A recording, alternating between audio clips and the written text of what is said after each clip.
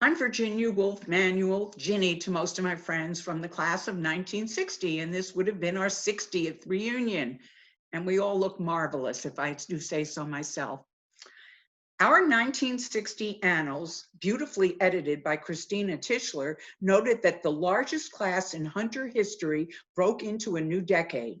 We were a cohesive group with a mixture of classmates who had been there since 7th grade, joined by those who entered in 9th and 10th grade.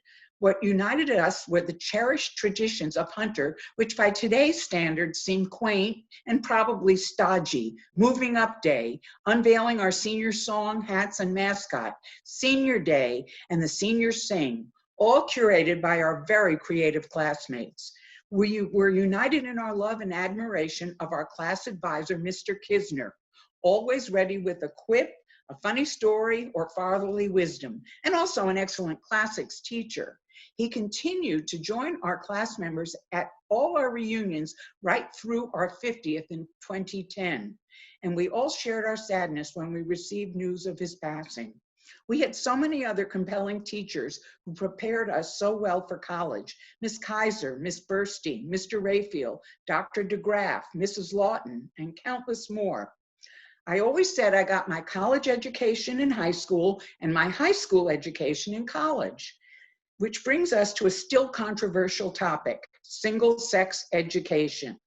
Although we missed the high school experience of hanging out and flirting with boys, as well as all the drama that went with it, we gained so much by attending an all-girls school. We were all very competitive and spurred each other on to excel academically.